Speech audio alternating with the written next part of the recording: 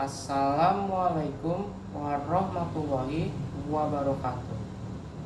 Allahumma sholli wa sallim ala sayyidina Muhammad wa ala alihi wa sholli wa sallim.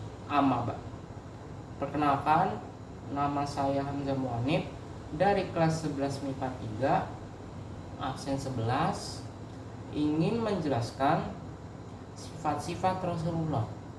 Sifat-sifat Rasulullah dibagi menjadi dua, yaitu sifat yang wajib dimiliki oleh Rasulullah dan satu laginya adalah sifat yang mustahil dimiliki oleh Rasulullah.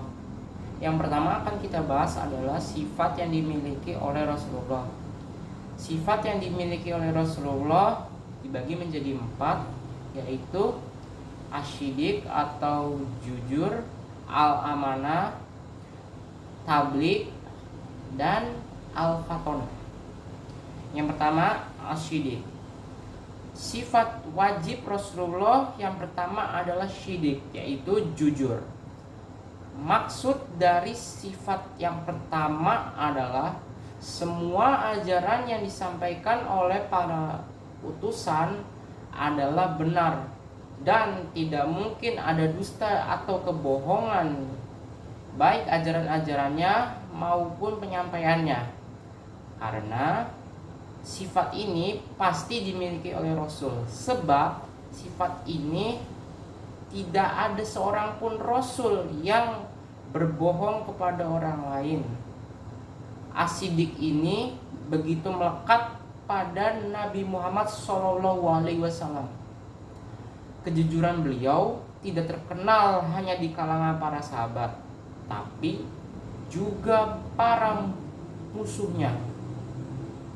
Musuh-musuhnya pun mengakui hal tersebut, sebagaimana dalam hadis yang diriwayatkan oleh Ali bin Abi Thalib bahwa Abu Jahal pernah berkata kepada Rasulullah SAW, "Kami tidak menganggap engkau dusta, tapi menganggap dusta yang ajaran engkau bawa." Yang kedua adalah al-amanah.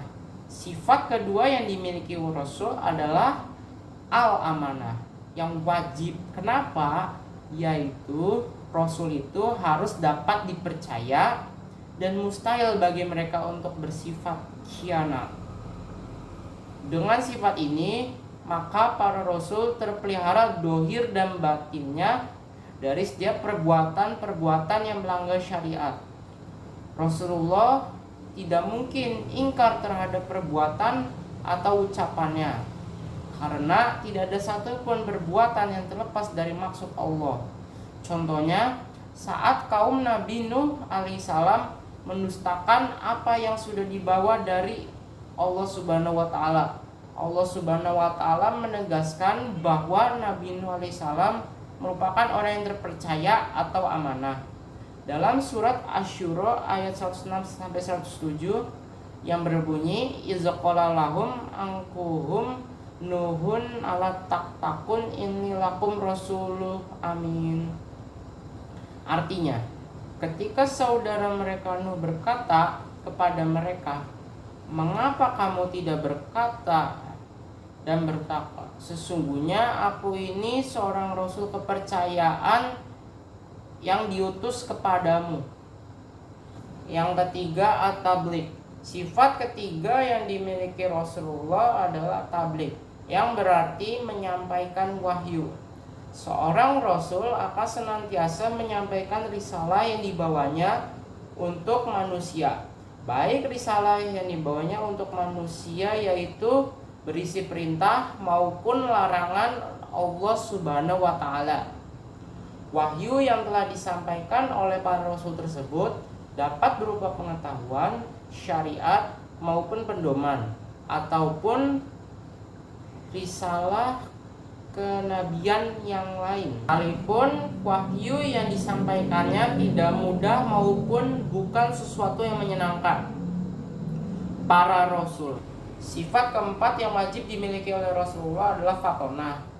Fatonah yaitu berarti cerdas, di mana para nabi dan rasul memiliki kemampuan berpikir yang tidak bisa ditandingi oleh siapapun di masanya. Mereka cerdas lahir dan batin. Kecerdasan inilah yang membuat mereka memiliki perkataan dan tindakan bijaksana. Oleh karena itu, Rasul merupakan seorang yang mampu meyakinkan umat manusia agar mereka kembali ke jalan kebenaran. Allah Subhanahu wa Ta'ala memberikan kemampuan kepada para rasul dalam menyampaikan ajaran di antaranya kaumnya, termasuk ketika berargumentasi menghadapi kaum yang menentang ajarannya. Sekarang kita akan membahas sifat mustahil. Sifat mustahil adalah sifat yang tidak mungkin ada pada diri Rasulullah. Sifat mustahil merupakan kebalikan dari sifat wajib. Sifat mustahil Rasulullah dibagi menjadi 4, yaitu kizib, khianat, kitman, dan baladah. Yang sekarang kita akan bahas adalah kizib. Kizib artinya dusta atau bohong. Kizib merupakan kebalikan dari sifat asyidik. Seorang Rasul tidak mungkin melakukan kebohongan atau dusta, sebagaimana dijelaskan dalam surat An-Najm ayat 2-4 yang berbunyi, Madala sahibukum wa magawa wa mayantikum nil hawa in wa ila wahyu yuha, yang mempunyai arti kawanmu Nabi Muhammad tidak sesat, tidak keliru, dan tidak pula berucap tentang Al-Quran dan penjelasannya berdasarkan hawa nafsunya. Al-Quran itu tidak lain kecuali wahyu yang disampaikan kepadanya. Ayat tersebut menjelaskan bahwa dusta bukanlah sifat Nabi Muhammad SAW sebagai Rasul Allah, sebab semua yang diucapkan beliau bukan berasal dari dirinya, melainkan dari Allah Subhanahu wa Ta'ala. Yang kedua adalah khianat. Khianat adalah tidak dapat dipercaya. Khianat biasanya merupakan sifat seorang yang suka berbohong, mengingkari janji, atau memberi informasi penting kepada musuh. Seorang Rasul tidak mungkin memiliki sifat yang tidak dapat dipercaya. Semua ucapan dan perbuatan Nabi dan Rasul pasti dapat dipertanggungjawabkan.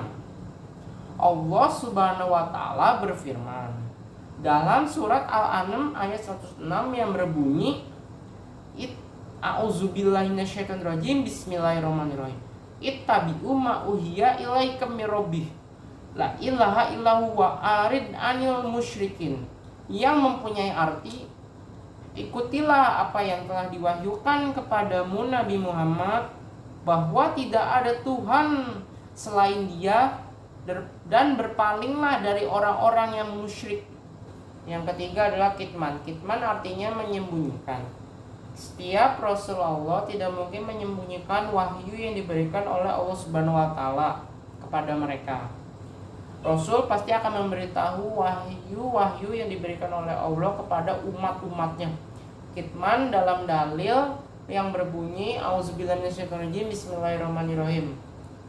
Qul la aqulu lakum wa indi kuzinullahi wala alamul ghaiba wala aqulu lakum inni malah in tabiul illa mayyuha ilai kul hal yatawil amma wal basir afala tatakafurun.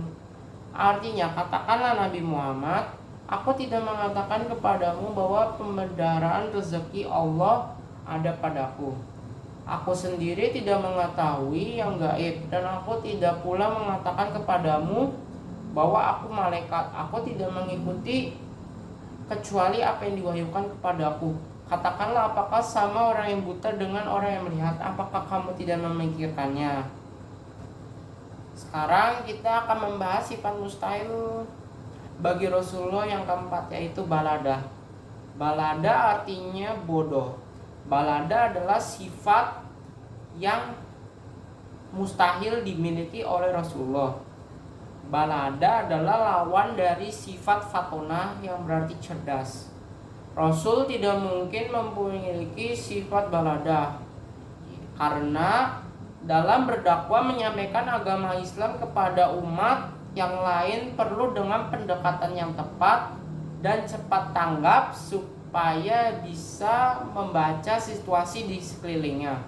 Rasulullah juga merupakan tempat bertanya dan menyelesaikan berbagai masalah umatnya. Maka dari itu Rasulullah mustahil bersifat bodoh atau balada.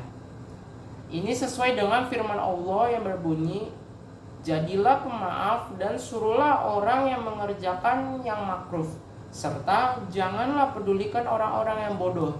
Quran surat Al-A'raf ayat 199. Nah, sudah jelaskan? Saya sudah menjelaskan semua sifat wajib Rasulullah dan sifat mustahil bagi Rasulullah. Mohon maaf bila ada kesalahan kata.